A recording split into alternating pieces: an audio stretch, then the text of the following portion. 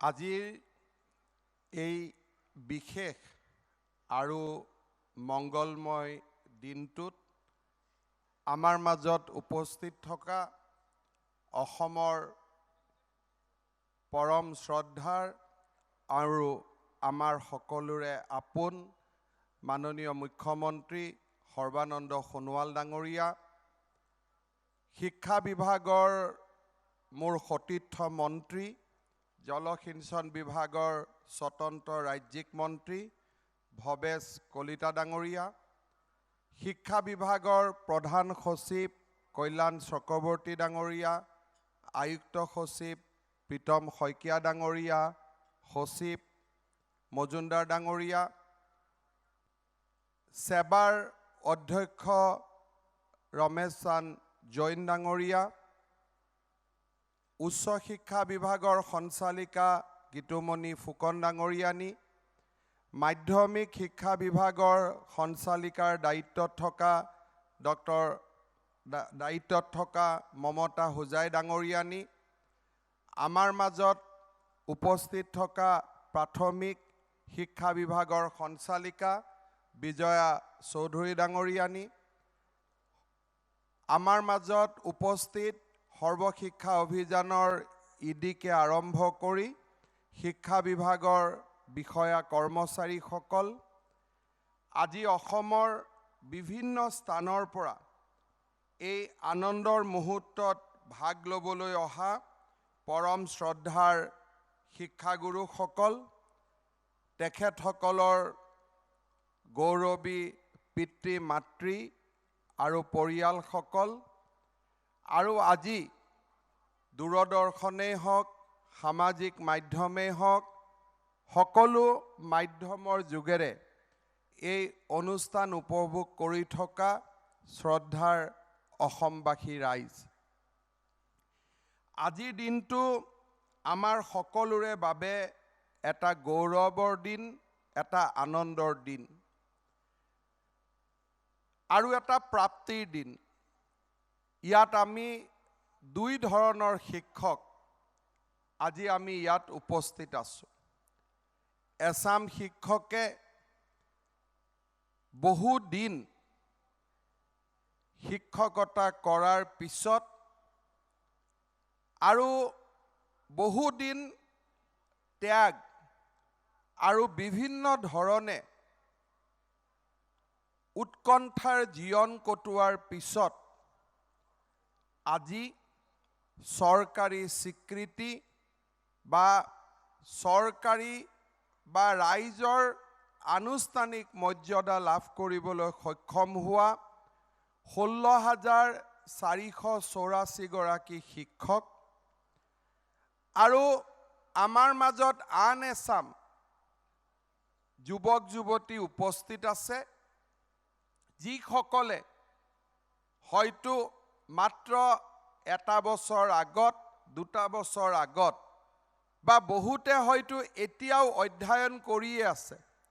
এক প্ৰকাৰ ক'ব গ'লে তেজাল ডেকা গাভৰু, যি আজি আমাৰ শিক্ষা বিভাগত নিযুক্তি পাব, প্ৰথম দিনাখনেই তেখেতসকলে পূৰ্ণ চৰকাৰী চাকৰিয়ালৰ মৰ্যাদা পাব। মই এই দুই ধৰণৰ শিক্ষকক আজিৰ দিনটোত আমন্ত্ৰণ কৰাৰ পৰিৱৰ্তে হয়তো দুখন সভা অনুষ্ঠিত কৰি দুই ধৰণে মই নিযুক্তি পত্ৰ বিতৰণ কৰিব পাৰিলোহেঁতেন বা মুখ্যমন্ত্ৰী মহোদয়ৰ পৰা আৰু এটা দিন অতিৰিক্তকৈ লোৱাৰ নিশ্চয় মোৰ ধৃষ্টতা আছিল।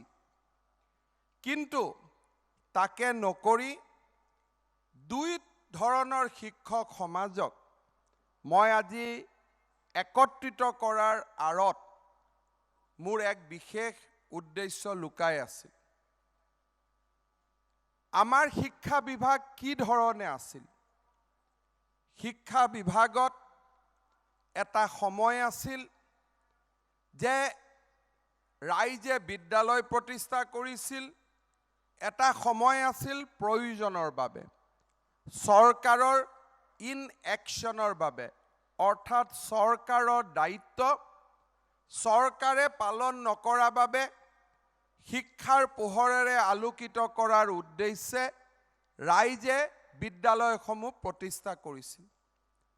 সেই পৰম্পৰাক আগত লৈ গৈ থাকি আন এচাম ব্যক্তিয়ে হয়তো আৰু বিদ্যালয় কিছুমান প্ৰতিষ্ঠা কৰিছিল আৰু চৰকাৰীভাৱে কোনোবা এটা সময়ত প্ৰাদেশিকৃত হ'ম বুলি নিজৰ জীৱন যৌৱনক বাদ দি আমাৰ এছামে এই বিদ্যালয়সমূহৰ লগত জড়িত হৈ পৰিছিল। শিক্ষাৰ অৰ্হতা থকাৰ পিছতো চৰকাৰী চাকৰি বা আন বিভাগত যত্ন নকৰি এই তথাকথিত ভেঞ্চাৰ বিদ্যালয়সমূহৰ লগত জড়িত হৈ পৰিছিল। 2011 চনৰ পৰা চেগা চুৰুকাকৈ অসমত মই 3বাৰ শিক্ষামন্ত্ৰীৰ দায়িত্ব লৈছিলোঁ। প্ৰতিবাৰে হয়তো কোনোবাবাৰ 2 বছৰ কোনোবাৰ 1.5 বছৰ একেলগে শিক্ষামন্ত্ৰী হৈ থকাৰ মোৰ সৌভাগ্য হৈছিল। আমি যিমানেই প্ৰাদেশিকৃত বিদ্যালয়ৰ সমস্যাবিলাক সমাধান কৰিবলৈ চেষ্টা কৰিছিলোঁ, 2 ধৰণৰ সমস্যাই আমাৰ সন্মুখত থিয় দি উঠিছিল। এটা মানৱীয় সমস্যা, এই শিক্ষক শিক্ষয়িত্ৰীসকলে জীৱনৰ যাক আমি প্ৰাইম টাইম বুলি কওঁ, সেই প্ৰাইম টাইমটো তেখেতসকলে এই বিদ্যালয়সমূহৰ লগত জড়িত হৈ থকাৰ পিছত তেওঁলোকৰ সন্মুখত কোনো বিকল্প মুকলি হৈ থকা নাছিল। মোৰ দুখ লাগে, কেতিয়াবা বেয়া লাগে, কেতিয়াবা খং উঠে, কেতিয়াবা মনত কষ্ট পাওঁ, কেতিয়াবা ভাল পাওঁ, কেতিয়াবা বেয়া পাওঁ। যেতিয়া এই শিক্ষাগুৰুসকলৰ বহুতেই কোনোবা এটা সময়ত কোনোবা এজন ৰাজনীতিবিদৰ ভৰিত ধৰিও প্ৰাদেশিকৰণৰ বাবে ভিক্ষা মাগে। এই পৰিৱেশ আমি নিৰ্মাণ কৰা পৰিৱেশ নহয়। এই পৰিৱেশ যিসকলে নিৰ্মাণ কৰিছিল সেইসকলে নিজৰ দায়িত্বও নলয়। মই বিশ্বাস কৰোঁ শিক্ষা স্বাস্থ্য ৰাজ্য চৰকাৰৰ দায়িত্ব।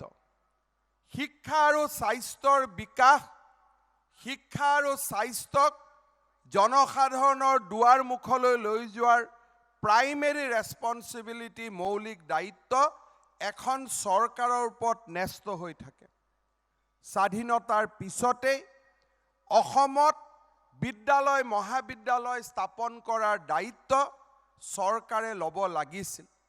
চৰকাৰে লোৱাৰ প্ৰয়োজনীয়তা আছিল আৰু চৰকাৰে সেই দায়িত্ববোৰ ল'ব নোৱাৰা বাবে আজিৰ দিনটোতো বাৰে বাৰে প্ৰাদেশিকৃত কৰাৰ পিছতো আজিৰ দিনটোত আৰু 20-25 হাজাৰ শিক্ষকে কৰবাত নহয় কৰবাত চকুত দুচকুল পানী চকুত লৈ আজিৰ এই অনুষ্ঠান তেখেতসকলে কোনোবা এটা টিভিৰ সন্মুখত বহি চাই আছে।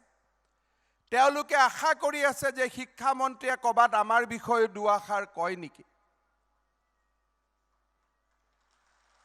এয়া আমাৰ বাবে আনন্দৰ বাতৰি নহয়। এজন ৰাজনীতি কৰা ব্যক্তি হিচাপে কাৰোবাক কৰবাত সহায় কৰি নিজৰ মাজত নিজৰ বুকুতে যে ময়ে মানুহৰ ভগৱান, তেনেকুৱা এটা কৃত্ৰিম আনন্দ মানুহে লাভ কৰিব পাৰে। কিন্তু এই দৃশ্যবোৰ চাই বা চোৱাৰ যি কৰুণ দৃশ্য, সেই দৃশ্য আমি সৃষ্টি কৰা নহয়। আমাৰ পূৰ্বজসকলে যিসকলে ৰাজনীতি কৰাৰ নামত নিজৰ দায়িত্বৰ পৰা বহু আঁতৰি গৈছিল, তেখেতসকলে এই সমস্যাবিলাক আমাৰ সন্মুখত দি থৈ গৈছে। 2011 চনত মই শিক্ষামন্ত্ৰীৰ দায়িত্ব লৈছিলোঁ।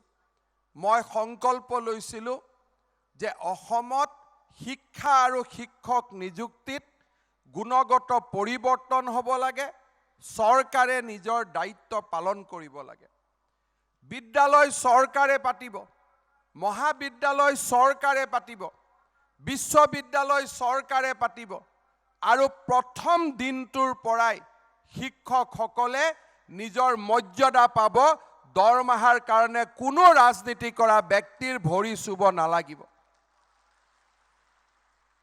এক দীঘলীয়া সময়ৰ পিছত লাহে লাহে আমি সেই সন্তুলন বা বেলেন্সিং সিচুৱেশ্যন ইয়াত আজি আমি উপস্থিত হৈছোঁ। হয়তো আৰু এটা বছৰৰ পিছত প্ৰাদেশিকৃত কৰিবলগীয়া শিক্ষক নোহোৱা হ'ব আৰু চৰকাৰে নিজৰ দায়িত্বৰে বিদ্যালয় মহাবিদ্যালয় প্ৰতিষ্ঠাৰ কামত পূৰ্ণ উদ্যমে নামি পৰিব।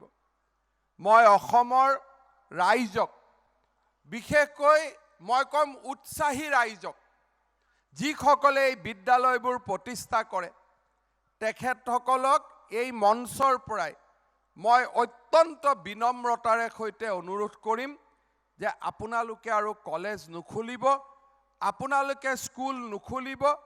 আপোনালোকৰ অঞ্চলত যদি স্কুল আৰু কলেজ লাগে, চৰকাৰক মাত্ৰ এখন আবেদন কৰিব, আপোনালোকৰ অঞ্চলত গৈ কলেজ আৰু স্কুল আমি খুলি দিম।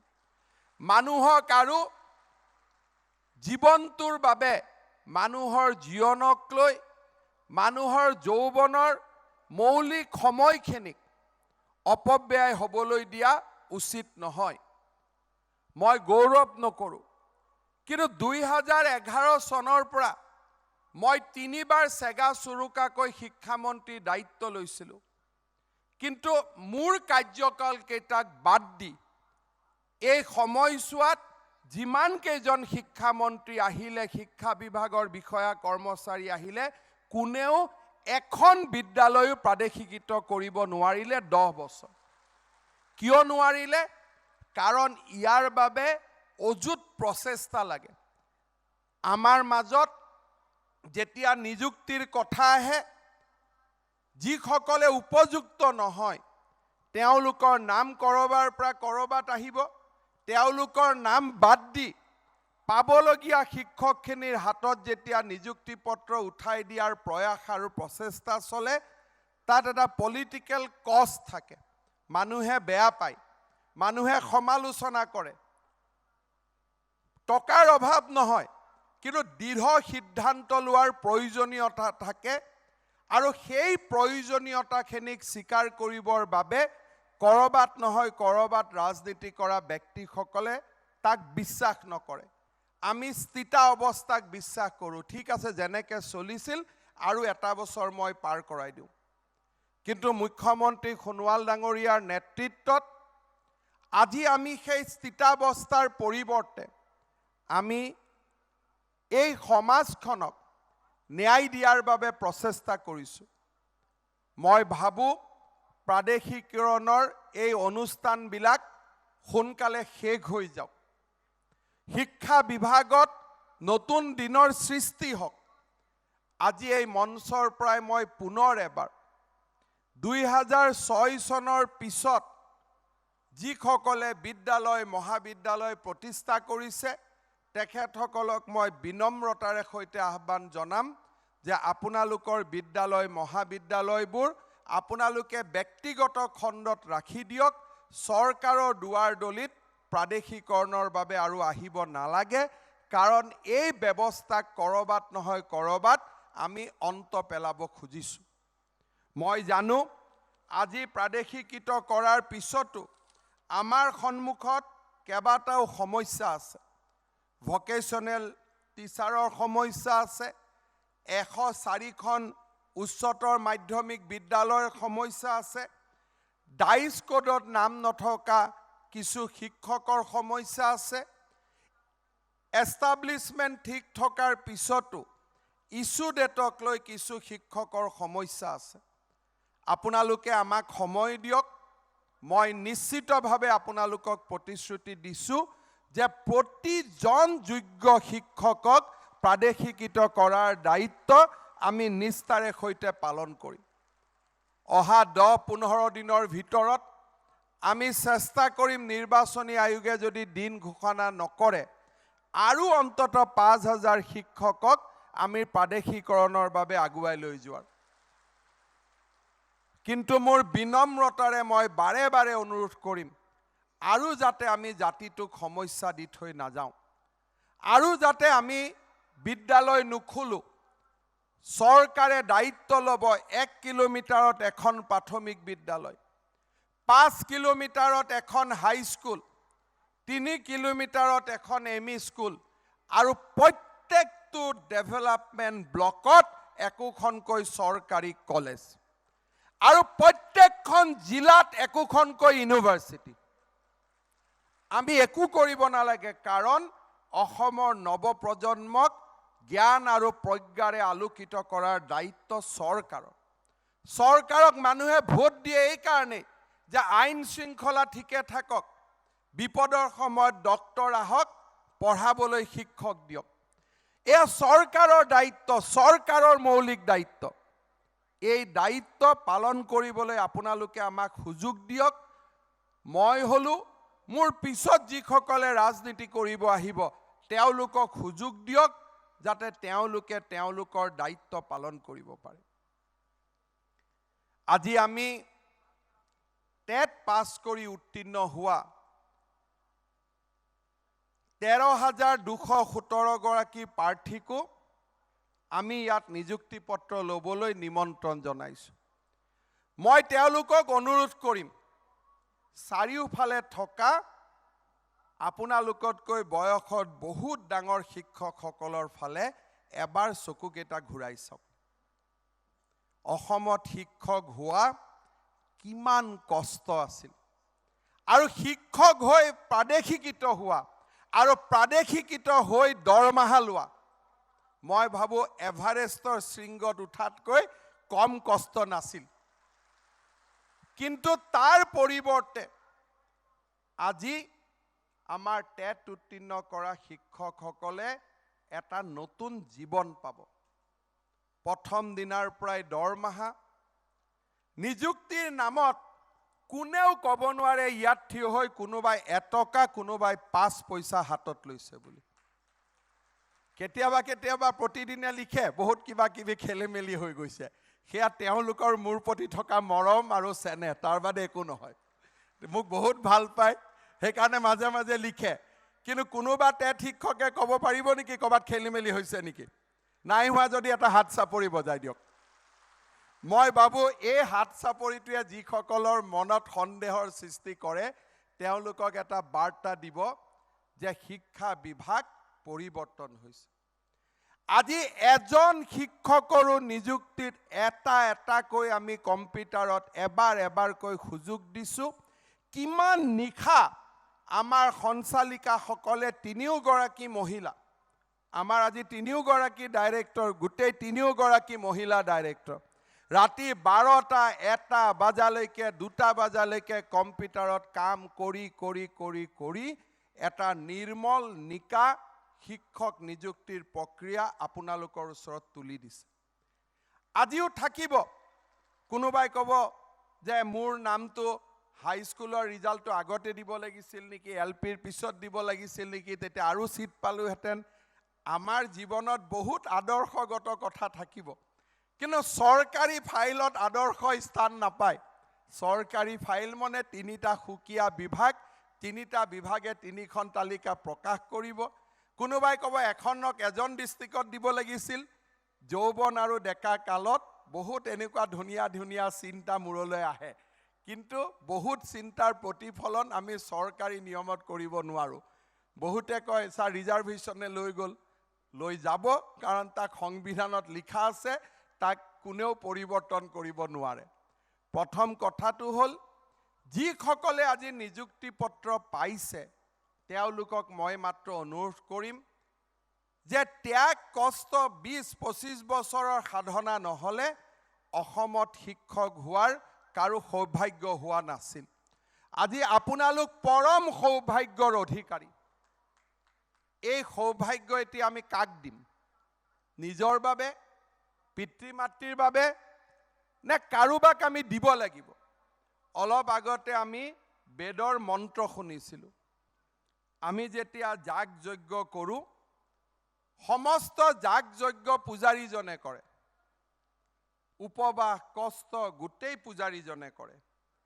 কিন্তু পূজাৰ শেষত যিজনে তেওঁক নিযুক্তি কৰে পূজা কৰিবৰ কাৰণে, তেওঁ এটাই কথা কয় যে ভগৱান, মই 3 দিন যি উপবাসে থাকিলোঁ, যি তোমাৰ বাবে যি পূজা কৰিলোঁ, তোমাৰ বাবে মই যিখিনি কৰিব পাৰিলোঁ, সেই বেয়াখিনি মোৰ লগত ৰাখি দিবা, আৰু ভালখিনি এই গৃহস্থই পূজা পাতিছে, তোমালোকে এই মোৰ গোটেই কষ্টৰ ফলখিনি গৃহস্থৰ হাতত অৰ্পণ কৰা। এয়া হৈছে বেদ আৰু বেদান্ত, ভাৰতৰ সভ্যতা আৰু সংস্কৃতি। ভাৰতৰ সভ্যতা সংস্কৃতিৰ পুৰোধা পুৰুষ স্বামী বিবেকানন্দই কৈছিলে যে আমাৰ যুৱক সমাজে অতীতক লৈ গৌৰৱ কৰিব লাগে, আৰু ভৱিষ্যতে যেতিয়া বৰ্তমানৰ দিনত এজন কুকুৰেও যদি খাব পোৱা নাই, তাৰ ক্ৰন্দন, তাৰ বেদনাৰ লগত নিজক একাকাৰ কৰি দিব লাগে। আৰু সেই বৰ্তমানৰ দৰিদ্ৰতা, বৰ্তমানৰ দুখ, বৰ্তমানৰ বেদনাৰে নিজক একাকাৰ কৰি আমি ভৱিষ্যতৰ সপোন দেখিব লাগে যে মই এজন হ'লেও লোকৰ জীৱন পৰিৱৰ্তন কৰিম মোৰ সমগ্ৰ জীৱনকালত। শিক্ষা এক এনেকুৱা মহান বৃত্তি। স্বামী বিবেকানন্দই কৈছিল, যদি এজনৰ জীৱন পৰিৱৰ্তন কৰিব লাগে, শিক্ষা এনেকুৱা এক মহান বৃত্তি যাৰ জৰিয়তে আমি চামে চামে মানুহক পৰিৱৰ্তন কৰিব পাৰোঁ।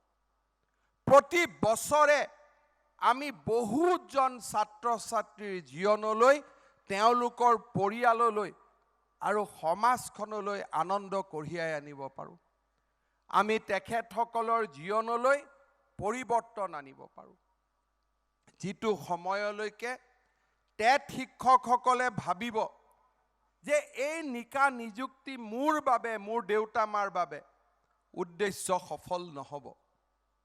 আমাৰ লক্ষ্য হ'ল, সদায় মই কৈ আহোঁ যে we are a means to achieve an end. আমি কোনোবা এটা লক্ষ্যত উপনীত হোৱাৰ আমি মাত্ৰ আহিলা, আমি মাত্ৰ পথ। আৰু আমাৰ উদ্দেশ্য কি? উদ্দেশ্য হ'ল অসমৰ ছাত্ৰ সমাজৰ কল্যাণ, অসমৰ বিদ্যাৰ্থীসকলৰ জীৱনলৈ পৰিৱৰ্তন। আৰু যি সময়লৈকে টেট শিক্ষকসকলে, কাৰণ লাহে লাহে 2011 চনৰ পৰা আমি যি ধৰণে নিকা নিযুক্তিৰ প্ৰক্ৰিয়া আৰম্ভ কৰিলোঁ, এতিয়ালৈকে আমাৰ সমাজখনত টেট শিক্ষকে ইতিমধ্যে আমাৰ বিদ্যালয়সমূহৰ নিয়ন্ত্ৰণ বা তাৰ শৈক্ষিক জীৱনত এটা ডাঙৰ ভূমিকা পালন কৰা ইতিমধ্যে আৰম্ভ কৰিছে। মই বিশ্বাস কৰোঁ, আজি যেনেকৈ অগ্ৰজসকলে বহুত ত্যাগৰ বিনিময়ত, কালি এজন ঢেকীয়াজুলিত শিক্ষকক লগ পাইছিলোঁ, ছাৰ কালি এপইণ্টমেণ্ট ল'ব যাম, 1 বছৰ চাকৰি পাম আৰু। এনেকুৱা হয়তো বহুত আছে ইয়াৰ আমাৰ মাজত। তাৰ পৰিৱৰ্তে আমি কিমান ভাগ্যৱান, এখন কিমান নিকা আমি পৰিৱেশৰ মাজেৰে আমি শিক্ষক শিক্ষয়িত্ৰী হিচাপে আমাৰ জীৱন আৰম্ভ কৰিম। মই ভাবোঁ বেদ বেদান্তত যেনেকৈ মানুহে পূজা সেৱা কৰি সকলো কল্যাণ কোনোবা এজন গৃহস্থক আমি উভতাই দিওঁ, আমাৰ এই গোটেই সফলতা অসমৰ ছাত্ৰ ছাত্ৰী সমাজৰ কল্যাণৰ কাৰণে যাতে আমি বিনিয়োগ কৰোঁ, তাৰ বাবে মই আজিৰ এই দিনটোত আপোনালোকক আহ্বান জনাম। চৰকাৰে কিছুমান আইন আৰম্ভ কৰিছে। মেধাৰ ভিত্তিত আমি জিলা নিযুক্তি লাভ কৰিছোঁ। যি নগাঁৱত পাব যোগ্য তেওঁ নগাঁৱত পাইছে, যোনে ধুবুৰীত পাব যোগ্য তেওঁ ধুবুৰীত পাইছে, যোনে শিৱসাগৰত পাব যোগ্য সি শিৱসাগৰত পাইছে। এতিয়া যোগ্যতাৰে নিযুক্তি হৈ আমি সমাজৰ চকৰিটো আকৌ ওলোটাই ঘূৰাব চেষ্টা কৰিম নেকি? অৰ্থাৎ মই যদি গুৱাহাটীত পাব যোগ্য নহয় মোৰ মেধাৰ জৰিয়তে, মই গুৱাহাটীলৈ আহিবৰ বাবে আকৌ কোনোবা সৰ্বশিক্ষা অভিযান বা ডাইৰেক্টৰৰ অফিচে মই ঘূৰি ফুৰিম নেকি? এই প্ৰশ্নৰ মই অতি সহজে উত্তৰ দিছোঁ যে অসম চৰকাৰে শিক্ষক নিযুক্তি বদলিৰ ওপৰত বিধানসভাত এখন আইন প্ৰণয়ন কৰিছে যে কোনো শিক্ষকে নিযুক্তিৰ 12 বছৰলৈকে জিলা পৰিৱৰ্তন কৰিব নোৱাৰে। এয়া বিধানসভাত গৃহীত আইন আৰু ইয়াক কোনো অফিচাৰে বদলাব নোৱাৰে। আৰু 12 বছৰ পিছতো যেতিয়া আমি স্থান পৰিৱৰ্তন কৰিম, কম্পিউটাৰৰ জৰিয়তে এদিনো দিছপুৰত নহাকৈ আমাৰ স্থান পৰিৱৰ্তন হ'ব। যিসকলে 2011 চনত নিযুক্তি পাইছিলে তেওঁলোকে অহা বছৰ জিলা পৰিৱৰ্তনৰ সুযোগ পাব। সেইবাবে মই শিক্ষক শিক্ষয়িত্ৰীসকলক অনুৰোধ কৰিম যে এইখন বিধানসভাত গৃহীত আইন, চৰকাৰী বিষয়াসকলে ইয়াক সলনি কৰিব নোৱাৰে। গতিকে মই ভাবোঁ নিজৰ নিজৰ স্থানলৈ পৰিয়ালক লৈ গৈ নিজৰ স্থানত ঘৰ আদি লৈ এটা নতুন জীৱন আৰম্ভ কৰাৰ বাবে আমি চেষ্টা কৰিব লাগে। যিসকলে হাইস্কুলত নিযুক্তি পাব, অহা 9 আৰু 10 তাৰিখে তেওঁলোকৰ বাবে এটা নতুন নিয়মত পোষ্টিং আৰম্ভ হ'ব। ডিব্ৰুগড় জিলাৰ শিক্ষকসকলক আইএছসকলে ডিব্ৰুগড় জিলাত একেলগে লৈ বহিব। আটাইতকৈ যিজনৰ বেছি নম্বৰ তেওঁ যিকোনো এখন স্কুল নিজৰ বাবে ঠিক কৰিব, তেওঁ আঁতৰি যাব। ছেকেণ্ড যোজন থাকিব, তেওঁ নিজৰ বাবে এখন স্কুল নিজে ঠিক কৰিব। অৰ্থাৎ শেষৰজন শিক্ষকে সেইখনে স্কুল পাব যিখন স্কুল ৰৈ গ'ল। মেধাৰ ভিত্তিত পোষ্টিং হ'ব। কোনো ইনস্পেক্টৰ অফ স্কুল, ডিচি, কোনো বিধায়ক মন্ত্ৰীয়ে একো কৰিব নোৱাৰে এটা ৰুমত, আৰু গোটেই প্ৰক্ৰিয়াটো ভিডিঅ' ৰেকৰ্ডিং হ'ব।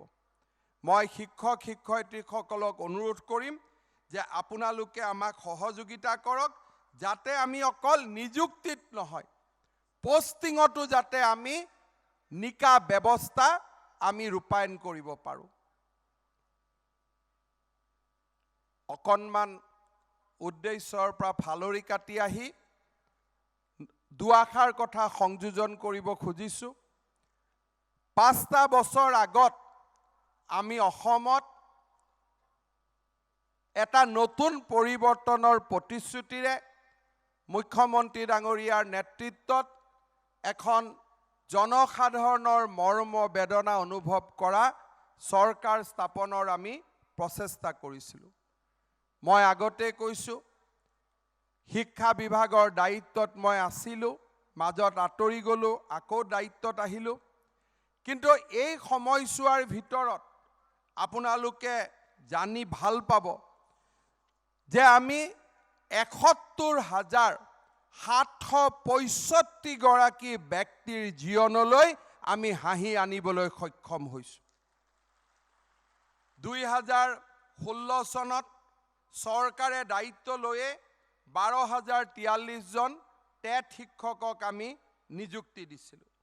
2017-18 চনত আমি 2017-18 চনতেই সৰ্বশিক্ষা অভিযানৰ অধীনত 7,016 গৰাকী নিয়মীয়া শিক্ষকক আমি নিযুক্তি দিছিলোঁ। 12,448 গৰাকী শিক্ষকক আমি টেট শিক্ষক হিচাপে নিযুক্তি দিছিলোঁ। আজিৰ দিনটোতো আমি 29,701 গৰাকী শিক্ষকক আমি নিযুক্তি পত্ৰ দিম। চেগা চুৰুকাকৈ দিওঁতে আমাৰ সংখ্যাই 71,765 চুলেগৈ। মুখ্যমন্ত্ৰী মহোদয় আৰু আমি আলোচনা কৰিছিলোঁ যে আমি এই বছৰটোত 50,000 ব্যক্তিক নিযুক্তি দিম। মই অতি গৌৰৱেৰে সৈতে ক'ব খোজোঁ যে অকল শিক্ষা বিভাগেই মুখ্যমন্ত্ৰী ডাঙৰীয়াৰ ঘোষণাক অকলে আমি অতিক্ৰম কৰি দিবলৈ সক্ষম হ'লোঁ। আজিৰ দিনটোত 71,765 গৰাকী শিক্ষকক যোৱা 5টা বছৰত তেওঁলোকৰ জীৱনলৈ পৰিৱৰ্তন আমি আনিবলৈ সক্ষম হ'লোঁ।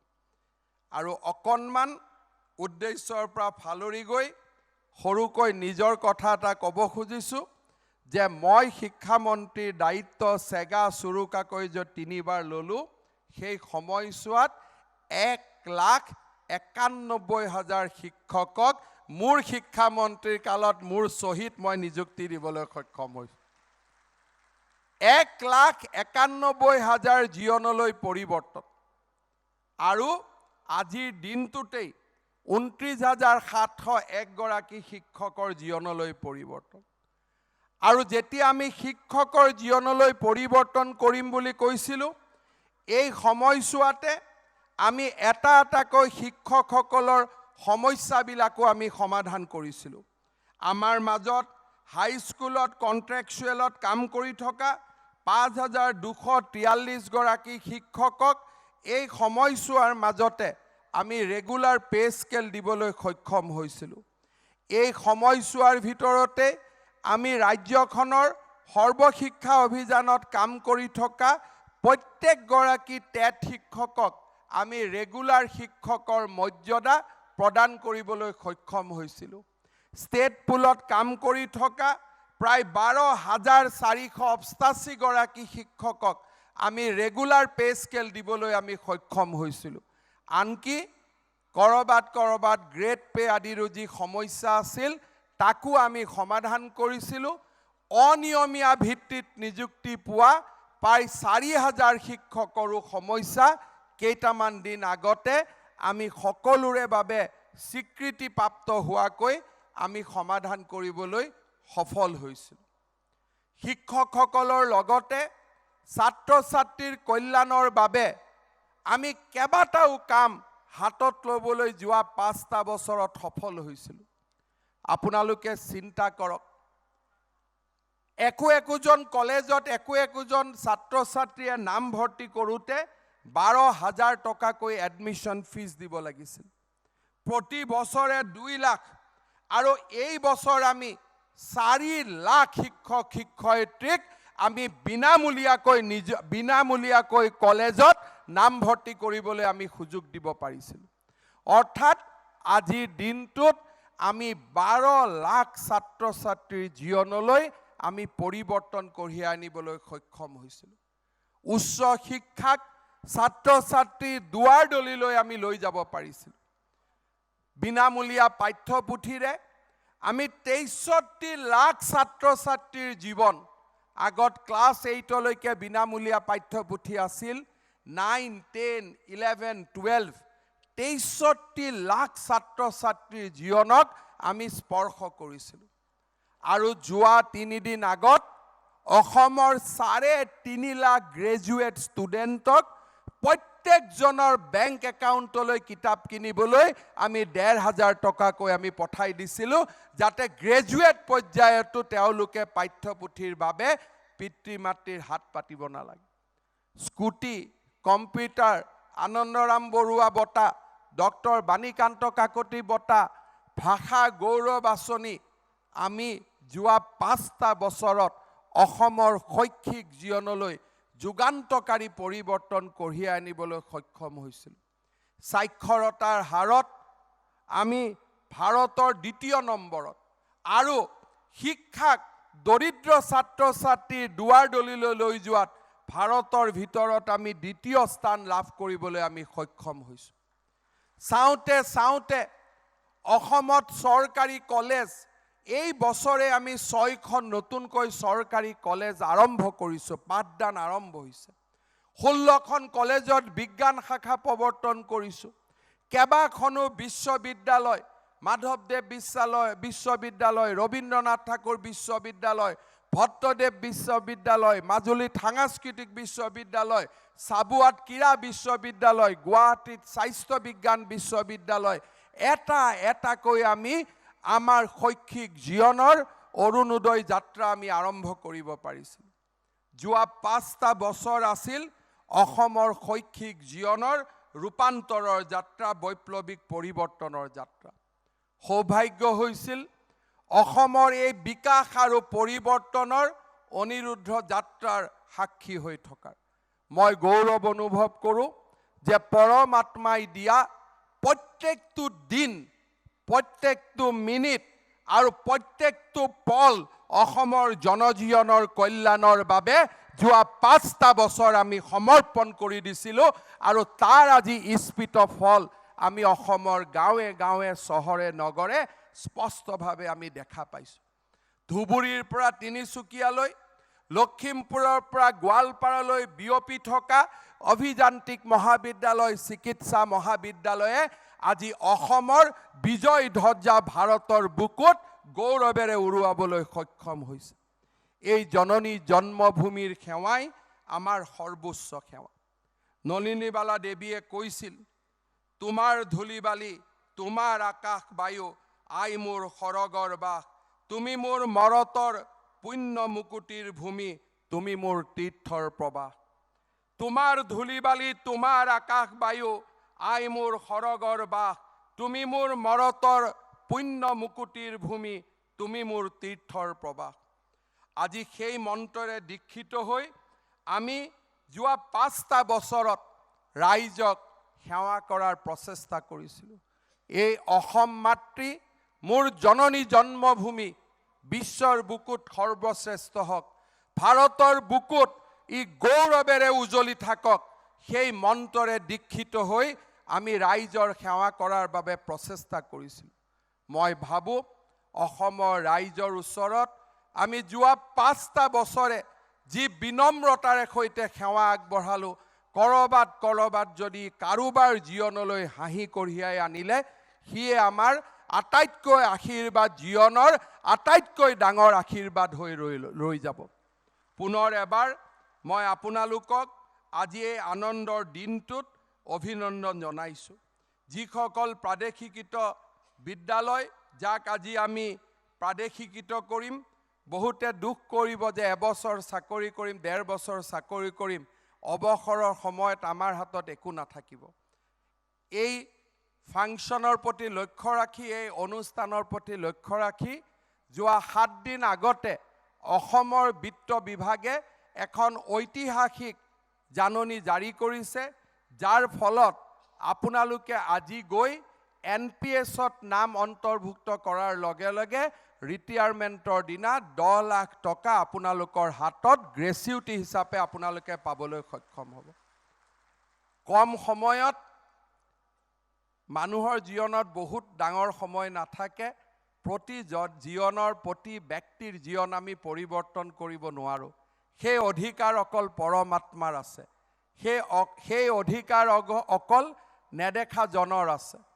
পৰমাত্মাই যিমান শক্তি দিছিল, পৰমাত্মাই যিমানখিনি মানুহক কাম কৰাৰ বাবে আমাৰ শৰীৰত, আমাৰ সকলোৰে শৰীৰত যিমানখিনি শক্তি দিছিল, সেই শক্তিৰে জননী জন্মভূমিৰ প্ৰতিগৰাকী ব্যক্তিক সেৱা কৰাৰ বাবে আমি চেষ্টা কৰিছিলোঁ। সফলতা বিফলতা আপোনালোকৰ ওচৰত, কিন্তু এটা কথা স্পষ্ট, স্বৰ্গ বিচাৰি নেযাওঁ জননী, আৰু যে স্বৰ্গ নাই, তয়ে আমাৰ চিৰ সাধনাৰ চৰম লক্ষ্য ঠাই। স্বৰ্গ বিচাৰি নেযাওঁ জননী, আৰু যে স্বৰ্গ নাই, তয়ে আমাৰ চিৰ সাধনাৰ চৰম লক্ষ্য।